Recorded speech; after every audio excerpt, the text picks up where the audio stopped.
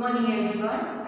Today we will start chapter number 13 active voice and passive voice, जिसमें हमने last lecture में object के जो रूल्स वहां तक देखा था। अब गोल्डन ग्रामर में पेज नंबर 43 पर आप देख रहे हो मॉडल्स।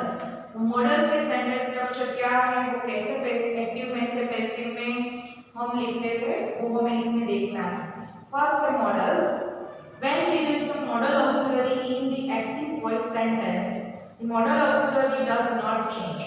जब भी आप मॉडल ऑक्सिलरी का सेंटेंस आपको एक्टिव वॉइस में दिया गया होता है, उसमें से आप पैसिव में जब चेंज करते हैं तब मॉडल ऑक्सिलरी का जो वर्ड होता है, जो वर्ब हम कहते हैं, जिससे डज नॉट चेंज, वो पैसिव में करने से उसमें कोई चेंज नहीं होता। जैसे कि मस्ट है, माइट है, कुड है, शुड है, वुड है, ये सभी है वो हमारे मॉडल ऑक्सिलरी के वर्ब है। तो जब भी आपको एक्टिव सेंटेंस में ये वर्ब दिया गया है, पैसिव में कन्वर्ट करते वक्त हमें इसमें कोई चेंज नहीं करना है। The verb phrase becomes modal plus be plus past participle of the verb. आपका सेंटेंस स्ट्रक्चर ऐसे हो जाता है। फर्स्ट हमें तो पता है सब्जेक्ट लिखना है, आफ्टर मॉडल यूज किया गया होता है, जो मैंने बताया आपको कौन से model, should, would, could etcetera, बहुत सारे मॉडल्स हैं जो आपके।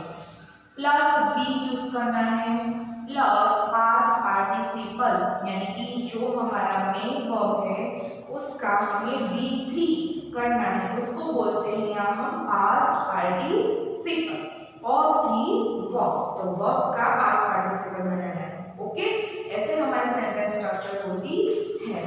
तो उसका हम एग्जांपल यहाँ पे देखते हैं। यू मस्ट ओबे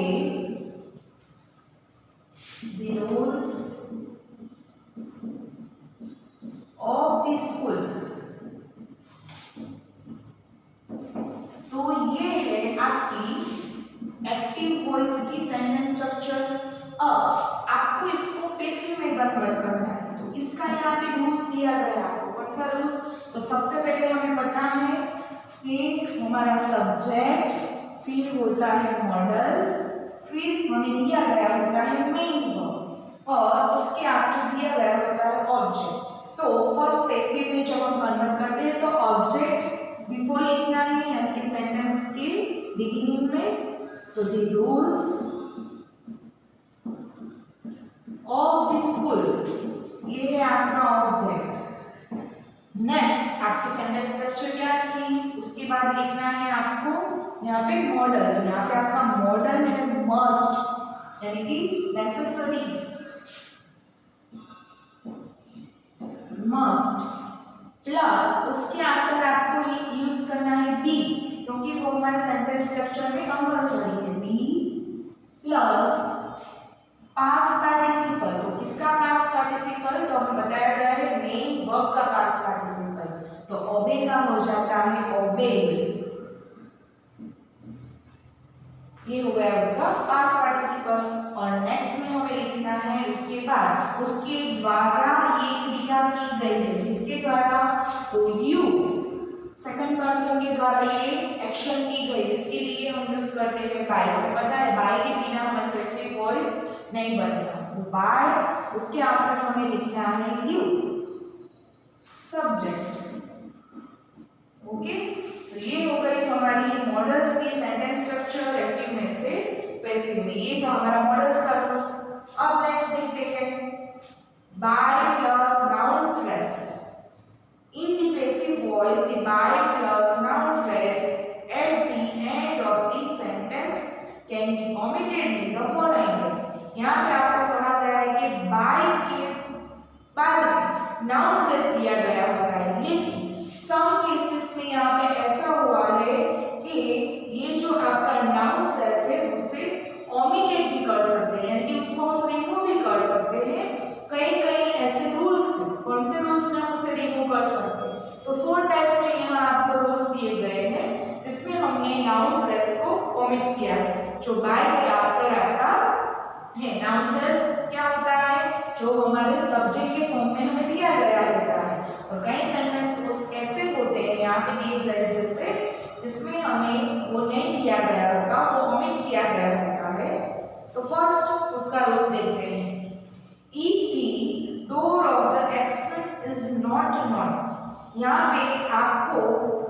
आपका डोर ऑफ द एक्शन यानी कि आपका सब्जेक्ट है जो इस सेंटेंस में आप जानते नहीं, ठीक है, तो वो कैसे पूछा जाता है, तो वो whom से क्वेश्चन किया जाता है तब आपका सब्जेक्ट आपको मिलता है।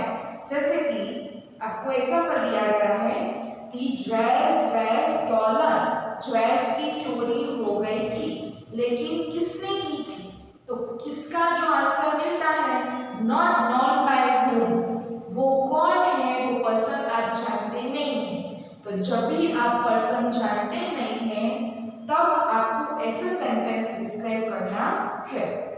Second sentence, if the action is more important then the door, कई सेंटेंस ऐसे भी होते हैं जिसमें डोर से ज्यादा यानी कि सब्जेक्ट से ज्यादा more important then action, action को यहाँ बहुत सारा इम्पोर्टेंस दिया गया है यानी कि आप जो क्रिया करते हैं उसको इम्पोर्टेंस दिया गया होता है। जैसे कि हम देखते हैं the rules of the game were immediately change, ये गेम्स का ये रूल्स था कि इमीडिएटली यहाँ चेंज हो गया था, तो इमीडिएटली चेंज ये इसकी एक्शन है, ये इसकी क्रिया है, तो उसका आंसर हमें ब्रैकेट में दिया गया है, लेकिन हम यूज नहीं भी करते हैं तो कोई बात नहीं, इसमें ऐसा कहा गया है कि कई बार हम नाउन फ्रेज को ओमिट भी कर सकते हैं, उसमें लिख नहीं सकते, तो क्या चेंज नहीं कर सकते, तो बाय द कमिटी, ये हो गया उसका answer.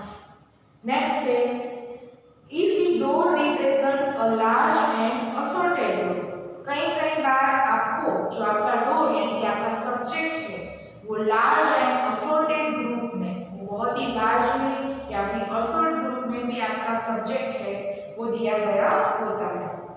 The wheat crop was harvest last week, wheat का जो क्रॉप है वो लास्ट वीक बहुत ही हार्वेस्ट हुआ था यानी कि बहुत ही मात्रा में वो ज्यादा उसका क्रॉप हुआ था, किसके द्वारा, तो बाय द फार्मर्स। तो जब भी आपको लार्ज या फिर असॉर्टेड ग्रुप में कहा गया होता है तब भी आपको आपका सब्जेक्ट नहीं दिया गया होता कि किसके द्वारा ये हार्वेस्ट की हुई थी व्हीट की, ओके, तो बाय द फार्मर्स के द्वारा।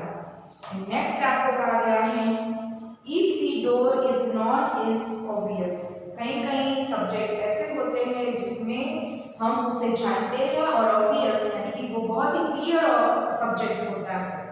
जैसे कि our test results are being announced in class, हमारा जो टेस्ट का रिजल्ट है वो क्लास में अनाउंस किया था, तो किसके द्वारा, तो इसमें हम बहुत ही परफेक्ट होते हैं कि क्लास टीचर है उसके द्वारा ही किया गया होता है, तो क्लास टीचर द्वारा बाय द टीचर, तो इसमें हमें टीचर को डिस्क्राइब नहीं करना होता, तो ऐसे जो कई रूल्स थे जिसमें हम बाय प्लस नाउन फ्रेज लिखते नहीं थे, तो ये थे बाय प्लस नाउन फ्रेज की सेंटेंस स्ट्रक्चर की जिसमें हम नाउन फ्रेज का यूज नहीं करते हैं। 6 रूल्स है हमारा इंट्रोगेटिव सेंटेंसेस यानी कि जो क्वेश्चन मार्क वाले सेंटेंस होते हैं उसे कहते हैं interrogative sentences. There are certain changes while forming the basic voice in interrogative sentences. यहाँ पे आपको कहा गया है कि इंट्रोगेटिव सेंटेंस में जब एक्टिव में से पैसिव में जब हम चेंज करते हैं तब सर्टेन चेंजेस ऐसे हैं जो हमें उसे करना है, तो उसको आपको यहाँ टेबल के फॉर्म में दिया गया है।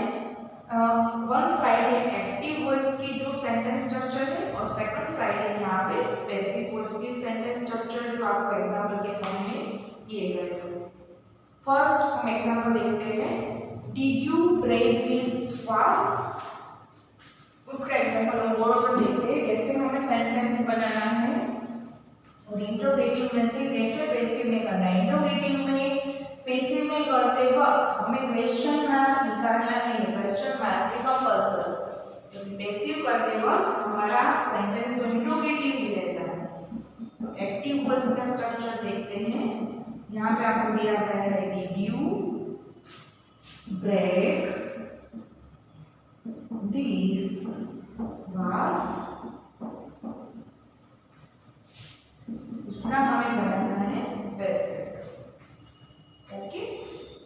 तो यहाँ पे आपको कहा गया है कि डिड यू ब्रेक दिस वास, क्या तुमने जो जो घास है वो फ्लावर की घास, उसको तुमने तोड़ दी थी, तो उसको हमें क्वेश्चन मार्क देंगे। तो डीड है वो कौन सा टेंस है, तो पास्ट है, तो उसके लिए हमें टू बी का जो वर्ब है वो यूज करना है। तो टू बी का वर्ब यहाँ पे उसके लिए हो जाता है यूज वॉज। अब वॉज से हमें किसको अकॉर्डिंग चूज करना है, तो हमें सब्जेक्ट के अकॉर्डिंग चूज करना है, ठीक है। तो सेंटेंस जो सिंपल पास्ट टेंस होता है उसमें टू वर्ब यूज होते हैं, फर्स्ट है वॉज एंड प्लूरल फॉर्म में यूज करते हैं हम वेर। तो यहाँ पे आप देख रहे हो हमारा सब्जेक्ट सिंगुलर फॉर्म में है, दीस वाज, तो सिंगुलर हो गया, तो सिंगुलर हो गया तब हमारा वर्ब क्वेश्चन मार्क जब सेंटेंस बनाते हैं इंटरोगेटिव तो हमें यूज करना है वॉज। उसके बाद हम एज इट इज जो सिंपल सेंटेंस बनाते हैं ऐसे करना है। आपका सब्जेक्ट है इसमें दिस वाज, तो आपको लिखना है दिस वाज। अब सब्जेक्ट के बाद क्या आएगा, तो सब्जेक्ट के बाद V3, तो V3 हो गया इसमें ब्रेक, ब्रॉक एंड उसका V3 हो जाता है यहाँ पे ब्रोकन, तो आपको करना है ब्रोकन, ओके। उसके बाद बाय आपको बोलना नहीं है, जब भी इंट्रोगेटिव सेंटेंस हो या फिर सिंपल सेंटेंस हो इसमें बाय बोलना नहीं। किसके द्वारा, तो सेकंड पर्सन के द्वारा। यू का यहाँ पे सब्जेक्ट एज इट इज रहता है यू, लास्ट में करना है क्वेश्चन मार्क। तो आपको याद रखना है कि दिस से सेंटेंस स्टार्ट होता है तो पैसिव में उसका टू बी का फॉर्म हो जाता है। यहाँ पे वाज या वेयर, वाज या वेयर को सब्जेक्ट के अकॉर्डिंग हमें लिखना है। नेक्स्ट आपको लिखना है V3, आफ्टर आपको लिखना है बाय एंड सेकंड लास्ट में आपको यूज करना है उसका सब्जेक्ट। यहाँ ये आपका सब्जेक्ट है, ओके, लेकिन यहाँ से हम यहाँ पे लेते हैं तो ये हो जाता है आपका ऑब्जेक्ट, तो ऑब्जेक्ट प्लस V3 प्लस यहाँ पे बाय प्लस यहाँ पे सेकंड सेंटेंस देखते हैं हम यहाँ पे। Have you eaten the orange, क्या तुमने ऑरेंज खाई थी, तो उसके लिए हमें यूज करना है फर्स्ट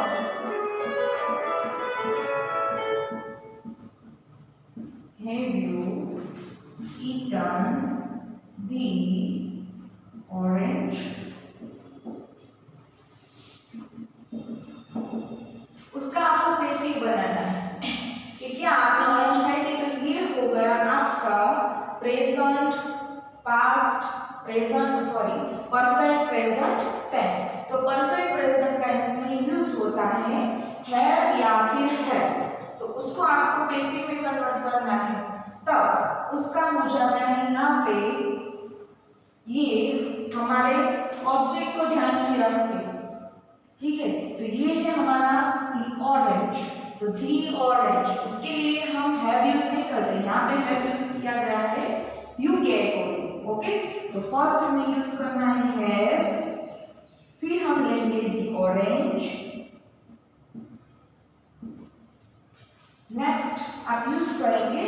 इसमें आपकी सेंटेंस स्ट्रक्चर ऐसे है कि जब आप पैसिव में करते हैं तब उसके बाद आपको लगाना है दी ऑरेंज फिर बीन, इसमें क्या यूज करना है, प्रेजेंट पार्टिसिपल में बीन यूज करना है, बीन आफ्टर V3, तो V3 आपको दिया ही गया है, दोनों में से पैसिव में भी प्रेजेंट परफेक्ट टेंस में हम V3 यूज करते हैं और पैसिव में भी V3 एज इट इज, तो ईटन का यहाँ पे ईटन रहेगा, उसके बाद बाय का यूज करना है और यहाँ से आपका सब्जेक्ट और लिखना है आपको यू, लास्ट में लिखना है आपको क्वेश्चन।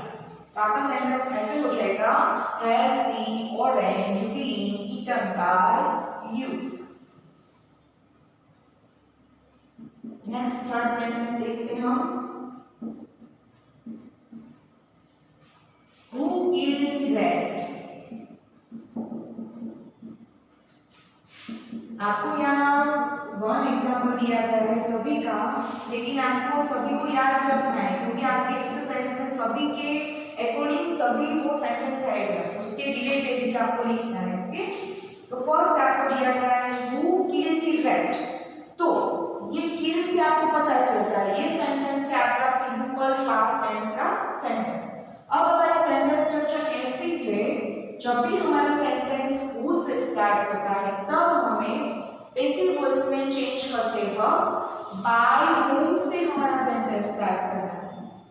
हमें पता है हम लास्ट में बाय लिखते हैं, लेकिन who वाली सेंटेंस स्ट्रक्चर में कुछ डिफरेंस है।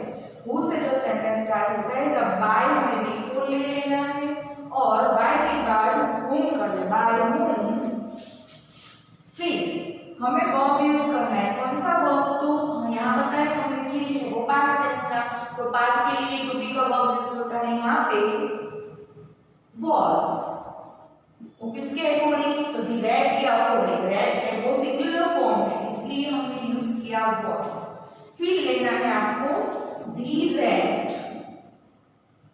ओके। किल का भी थ्री करना है, तो किल का भी थ्री, किल क्यों होता है, तो रेड किल। लास्ट सेंटेंस इसमें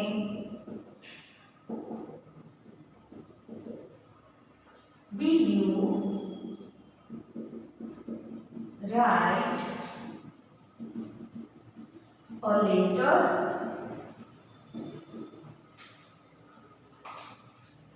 अब इसमें आपको क्वेश्चन मार्क वाली हमारी जो सेंटेंस स्ट्रक्चर है इसलिए will का यूज करना है will। क्यों ऐसे रहता है, क्योंकि लेटर है और लेटर वो सिंगुलर फॉर्म है, उसके साथ हम यूज करते हैं will। और पता है ये सिंपल फ्यूचर टेंस की सेंटेंस स्ट्रक्चर, तो सिंपल फ्यूचर टेंस में will या shall प्लस V1 यूज करना है, ओके। तो ये थी सिंपल एक्टिव वॉइस की, सिंपल फ्यूचर टेंस में एक्टिव वॉइस की सेंटेंस स्ट्रक्चर। उसका बेसिक करते वक्त हमें लिखना है will। उसके आफ्टर हम यूज करते हैं ये जो हमारा ऑब्जेक्ट, तो इसमें है और लेटर बी। उसके बाद क्या हमारे सेंटेंस स्ट्रक्चर में बी यूज करना है, सिंपल फ्यूचर टेंस की स्ट्रक्चर है। फिर मेन वर्ब का V3, तो मेन वर्ब कौन सा है इसमें, राइट लिखना, तो राइट ब्रॉट है उसका पास्ट टेंस और रिटर्न हो गया इसका V3 यानी कि पास्ट पार्टिसिपल, तो बी के आफ्टर आपको लिखना है रिटर्न। अब फ्यूचर टेंस में आपने बाय भी लगाया है तो इसमें आपको लगाना है बाय और नेक्स्ट आपको लिखना है आपका सब्जेक्ट है यू, तो यू लास्ट में करना है आपको क्वेश्चन मार्क। तो ये सभी सेंटेंस स्ट्रक्चर ऐसे हम बनाते हैं। फर्स्ट है वो सिंपल पास्ट टेंस की क्वेश्चन मार्क में, और सेकंड है वो आपको दी गई है यहाँ पे परफेक्ट प्रेजेंट टेंस। थर्ड है वो हु वाला सेंटेंस स्ट्रक्चर है जिसमें आपको पैसिव में कन्वर्ट करते वक्त हु का हो जाता है बाय हुम, लास्ट में हम जो बाय लिखते हैं वो हमें बिगिनिंग में लिखना है, हु का सेंटेंस है उसका हो जाता है हुम। फिर नेक्स्ट आपको यहाँ फर्स्ट आपको ऑब्जेक्ट ही लिखना है, फर्स्ट लिखना है हुम के और करंटली आपको लिखना है यहाँ पे उसका वर्ब टू बी का वर्ब, तो टू बी का वर्ब किसके रिलेटेड लिखना है हमें, हमारे जो वर्ब दिया गया है उसके रिलेटेड। तो वर्ब यहाँ पे था सिंपल पास्ट टेंस, उसके लिए यूज किया हमने यहाँ पे वाज। फिर आपने यहाँ पे सब्जेक्ट यूज किया और लास्ट में यूज किया हमने अपने जो मेन वर्ब है, ओके। और लास्ट है वो सेंटेंस स्ट्रक्चर थी हमारी सिंपल फ्यूचर टेंस, उसमें एक्टिव वॉइस में V1 shall या will, तो फर्स्ट यूज किया आपने will, उसके बाद यहाँ से ऑब्जेक्ट ले लिया और लेटर प्लस इसमें रूल्स है इसलिए आपने लगाया बी, मेन वर्ब का हो गया V3, इसमें बाय स्टार्टिंग में यूज करते इसलिए V3 के बाद बाय यूज करना है और फिर लगाना है सब्जेक्ट और लास्ट में करना है क्वेश्चन मार्क। तो ये थी हमारी इंट्रोगेटिव सेंटेंस की sentence structure.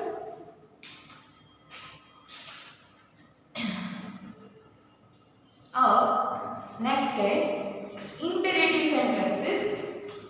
There are certain changes while forming the passive voice in imperative sentence. इसमें आपको जो आपको सेंटेंस दिया गया है वो एक्टिव में से पैसिव में चेंज करने हैं, वो सर्टेन चेंजेस के फॉर्म में आपको चेंज करने हैं। For commands generally let is added into passive voice.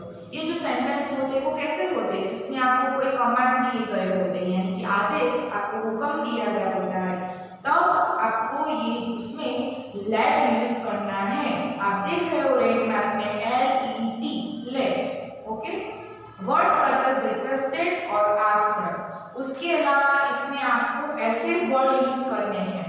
कहीं रिक्वेस्ट करते हैं आप किसी को, तो लेट के बाद आपको ये सेंटेंस में रिक्वेस्ट यूज करना है कि रिक्वायरमेंट है तो आपको रिक्वेस्ट यूज करना है, या फिर किसी को आपको पूछना होता है तो इसके लिए आपको आस्क्ड जो है वो यूज करना है, जो भी आपको रेड में यहाँ पे दिया गया है। Can also be added in the passive voice construction. Passive voice की जब सेंटेंस कंस्ट्रक्शन आप बनाते हो तब इसमें रिक्वेस्टेड है या फिर आस्क्ड है, ऐसे ऐसे वर्ड्स की उसमें जरूरत है, तो ये वर्ड्स आपको उसमें ऐड करने हैं। और ऑलवेज उसका जो सेंटेंस है वो आपको लेट से स्टार्ट करना है। जो यहाँ आपको दिया गया है, जो हम देखते हैं active voice and passive voice. Okay, तो एक्टिव में आपको दिया गया है first sentence, do it immediately, तुम ये जल्दी करो। लेकिन इसमें आपको ये सेंटेंस लेट से स्टार्ट करना कहा गया है कि तुम जल्दी करो, तो उसके लिए फर्स्ट यूज किया गया है यहाँ पे लेट। तो वो हम देखते हैं यहाँ पे एग्जाम्पल के फॉर्म में।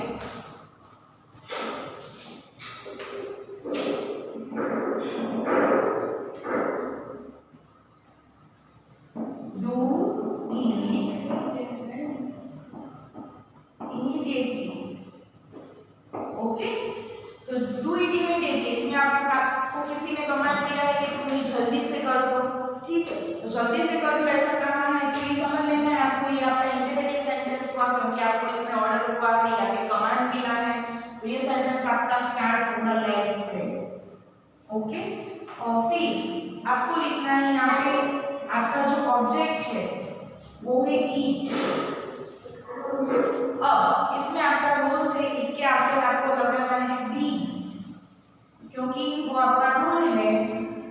फिर ये है आपका वर्ब, तो वर्ब का आपको करना है B3, तो डू का हो जाएगा यहाँ पे B3 डन। और लास्ट में आपको ये लगाना है इमीडिएटली।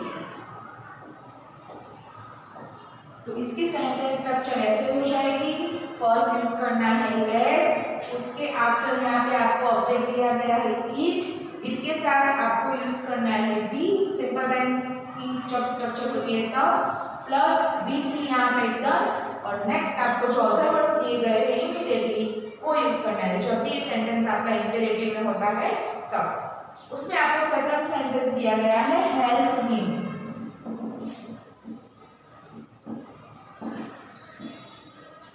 तो हेल्प हिम, तो इसमें भी आपको कमांड दिया गया या फिर आप रिक्वेस्ट करते हो कि इसमें टू फॉर्म में हम ये सेंटेंस लिख सकते हैं। हम यहाँ में दोनों की जो स्ट्रक्चर है वो दी गई है, ऐसे ही हम कह सकते हैं कि हेल्प हिम, तुम उसकी हेल्प करो, या फिर हम रिक्वेस्ट के फॉर्म में भी इसे कह सकते हैं तुम उसकी मदद कर दो।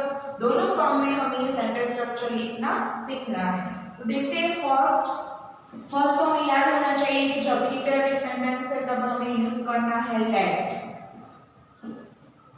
अब लेट के आफ्टर हमें यहाँ दिया गया है ऑब्जेक्ट हिम, तो हिम को एज इट इज ही रखना है, इसमें कोई चेंज नहीं करना है। फिर आपको लगाना है बी, क्यों? क्योंकि ये जो सेंटेंस है वो सिंपल प्रेजेंट टेंस, तो उसके लिए हम बी फॉर्म यूज करते हैं। हमने यहाँ भी लगाया कि ये जो है सेंटेंस वो सिंपल प्रेजेंट टेंस का था, इसलिए इसमें भी बी, और ये जो हेल्प हिम तो ये सिंपल टेंस है, मेन वर्ब है, तो इसलिए इसमें बी। फिर मेन वर्ब का B3, जैसे कि यहाँ डू का डन हो गया, तो यहाँ हेल्प का हेल्प करना है B3, तो बी हेल्प। ओके, यहाँ पे आपका सेंटेंस कंप्लीट होते हैं, अदर वर्ड्स आपको इसमें यूज नहीं करने हैं। अब दूसरा सेंटेंस आप इसमें आपको बताया गया है, ऐसे भी आप लिख सकते हो। फर्स्ट आपको इसमें कुछ ऐसे जो सब्जेक्ट है वो ऐड करने हैं। You are requested to help him, आपको रिक्वेस्ट करते हैं कोई पर्सन कि तुम्हें उसको हेल्प करनी चाहिए, तो रिक्वेस्ट के फॉर्म में भी हम ये सेंटेंस ऐसे लिख सकते हैं। अब इसमें लास्ट दिया गया है आपको do not touch the wire, तुम्हें वायर को टच नहीं करना है। Okay, do not touch the wire. तो फर्स्ट हमारे रूल्स के अकॉर्डिंग लिखना है लेट, उसके आफ्टर हमें दिया गया है इसमें ऑब्जेक्ट कौन सा, वायर।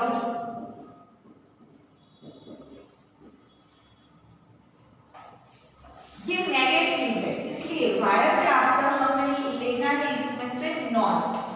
क्या लेना है इसमें, नॉट। उसके आफ्टर इंपेरेटिव में दोनों सेंटेंस में आप देख रहे हो बी का यूज हुआ है, ये सिंपल प्रेजेंट टेंस है इसलिए बी यूज करना है।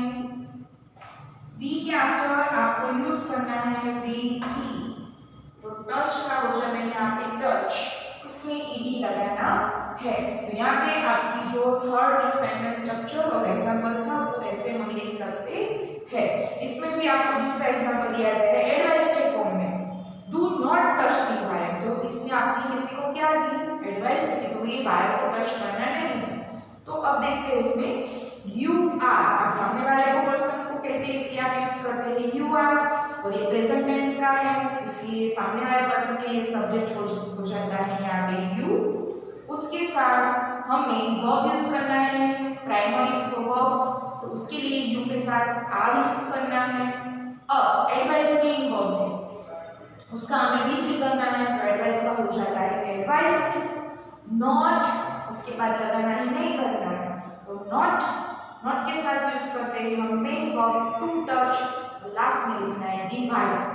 ओके, तो उसके सेंटेंस स्ट्रक्चर हम सेकंड फॉर्म में ऐसे भी लिख सकते हैं या फिर यहाँ हमने कंप्लीट की ऐसे भी हम दोनों फॉर्म में लिख सकते हैं, दोनों आपका राइट आंसर होता है।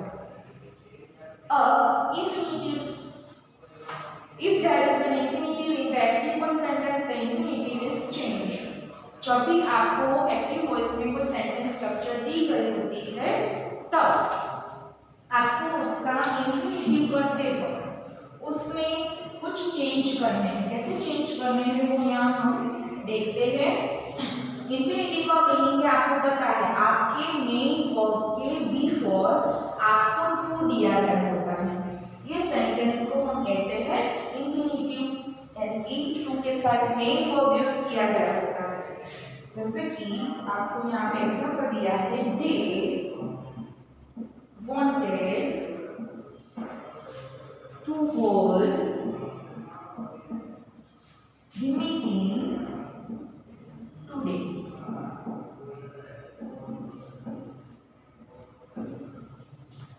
राइट, अब इसका आपको करना है यहाँ पे पैसिव,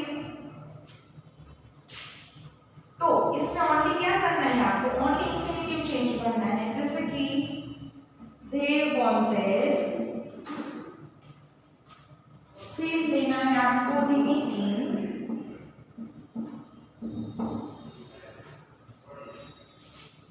अब ये था आपका टू इंफिनिटिव, तो आपने they wanted का they wanted as it is रखना है, इसमें कोई चेंज नहीं करना है। जब भी टू इंफिनिटिव वाला सेंटेंस होता है सभी सेंटेंस ऐसे होते हैं जिसमें बी थ्री करना है या फिर कोई ना कोई चेंज बाय लगाना है, लेकिन टू इंफिनिटिव वाला सेंटेंस है इसमें ऐसे कुछ चेंज नहीं होते।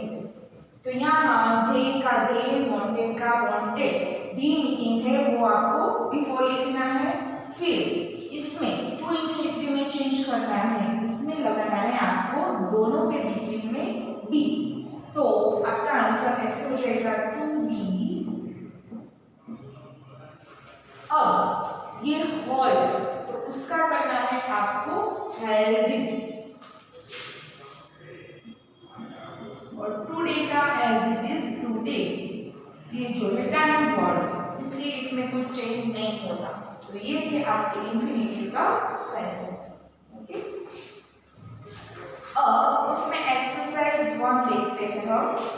टिक right mark sentence with the correct passive construction for the given sentence in the active voice. आपको यहाँ जो भी सेंटेंस दिए गए हैं उसमें से आपको पैसिव वॉइस की राइट कंस्ट्रक्शन है वो आनी चाहिए।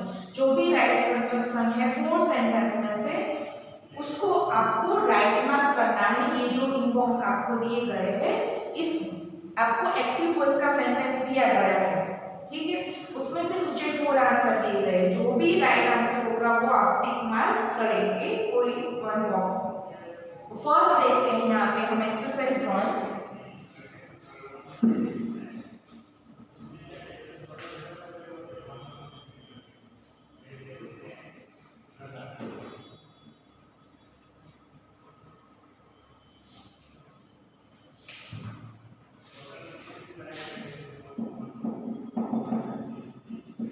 उसमें first sentence, shut the door, तुम डोर बंद करो। तो ये क्या हुआ, पता चलता है कि तुम डोर बंद करो, तो हमने किसी को एड्रेस दी या फिर कमांड दिया या फिर ऑर्डर दिया, तो ये हो गया आपका इंपेरेटिव सेंटेंस। तो फर्स्ट आपका माइंड में आ जाएगा, जब भी इंपेरेटिव सेंटेंस होता है वो लेट से स्टार्ट होता है। तो लेट वाला सेंटेंस यहाँ पे 2 सेंटेंस है, 3 सेंटेंस है। ओके, तो शट द डोर, तो लेट के आफ्टर आपको लेना है द ऑब्जेक्ट। ओके, तो लेट के आफ्टर यहाँ लिया गया है द डोर, फिर उसके साथ यूज करना है हमें बी, तो बी यूज किया गया है, प्लस V3 करना है। तो शट का थर्ड फॉर्म हमें पता होना चाहिए, शटेड नहीं होता है। ओके, तो शट शट शट, तो आपका राइट आंसर है B, let the door be shut. तो फर्स्ट में आपका आंसर आ जाएगा बी, तो बी में आपको राइट मार्क करना है ऐसे।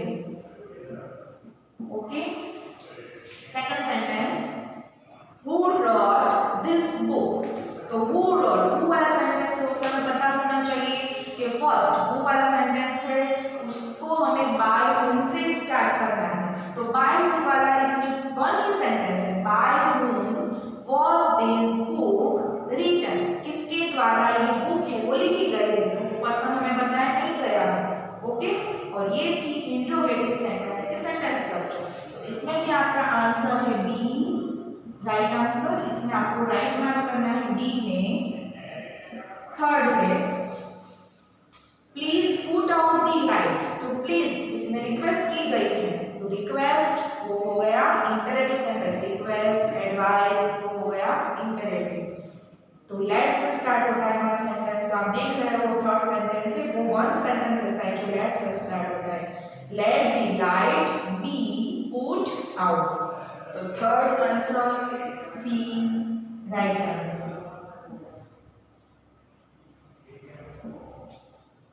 Fourth, the servant open the door.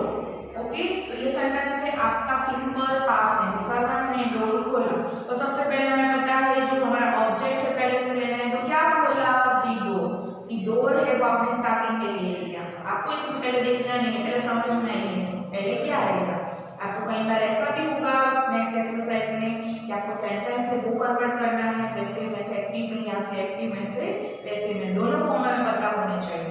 तो फर्स्ट लेते हैं द डोर प्लस, ये सिंपल पास्ट टेंस है, डोर के साथ हमें यूज करना है वॉज, प्लस V3, तो ओपन का V3 हो जाता है ओपन, उसके बाद बाय प्लस हमारा जो सब्जेक्ट में यहाँ पे द सर्वेंट, तो हमारा सेंटेंस ऐसे हो गया, the door was open by the servant. तो राइट आंसर है आपका फोर्थ जो है डी, तो डी। उसके बाद आप उसमें आपको राइट मार्क करना है डी में।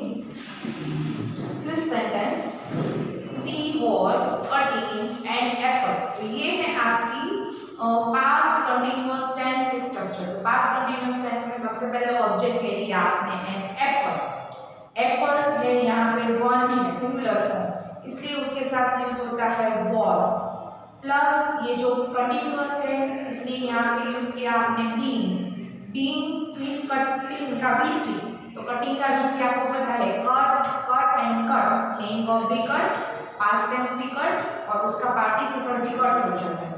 तो बीइंग प्लस V3 कट लिखना है, उसके बाद बाय और सी का ऑब्जेक्ट यहाँ पे हो जाएगा हर, जो आपको पता है कि जब भी आपको पर्सन या फिर कोई भी नंबर दिए गए उसमें आपको चेंज करना है, तो सी का क्या हो जाता है यहाँ पे हर, तो राइट आंसर आपका हो जाएगा इसमें ए।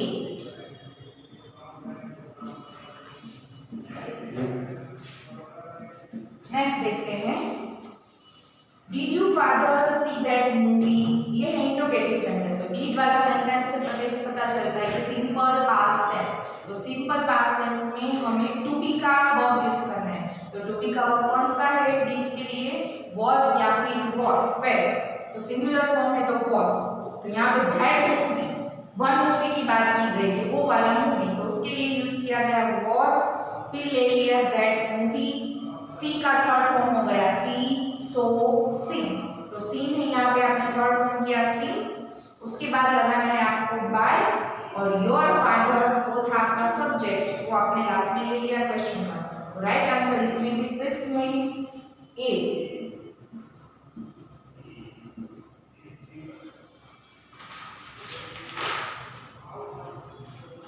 सरल सेंटेंस है, have you kept the pen, तो हैव एंड हैज, तो उससे आपको पता चलता है ये आपका सेंटेंस है present perfect tense, have has plus बी3, ये हो गया प्रेजेंट परफेक्ट टेंस, उसको आपको पैसिव में कन्वर्ट करना है, तो फर्स्ट क्या करेंगे आप, तो फर्स्ट आप अपने ऑब्जेक्ट के related have and has use करेंगे, तो आपका ऑब्जेक्ट इसमें कौन सा है, दी पेन, ओके, तो दी पेन के साथ यूज होता है हैज, फर्स्ट आपको सेंटेंस में लिखना है हैज, फिर दी पेन, अब मेन वर्ब का आपको करना है V3, तो केप्ट का V3 एज इट इज, दोनों में एक्टिव और पैसिव में केप्ट दोनों में V3 यूज किया जाता है, जब एक्टिव में सेंटेंस होता है और पैसिव में, तो केप्ट का एज इट इज केप्ट रहेगा, लेकिन प्रेजेंट परफेक्ट टेंस में से पैसिव में कन्वर्ट करते वक्त हमें हमारे मेन सब्जेक्ट के आफ्टर बीन लगाना है, बीच में been plus V3 plus bye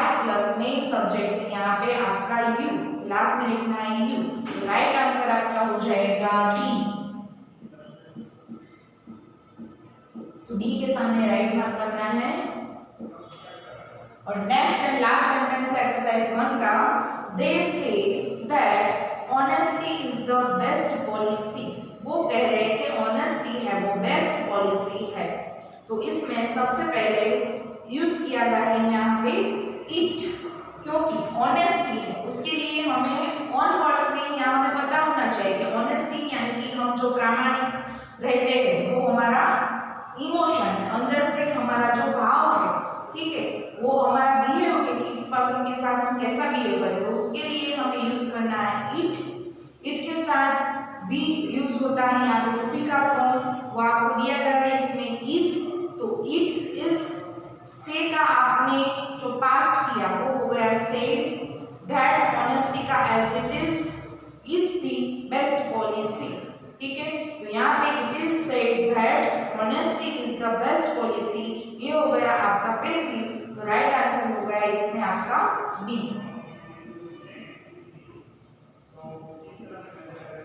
यहाँ पे जो आपकी एक्सरसाइज 1 है वो कंप्लीट होती है, एक्सरसाइज 2 है वो हम नेक्स्ट लेक्चर में देखेंगे। Good bye.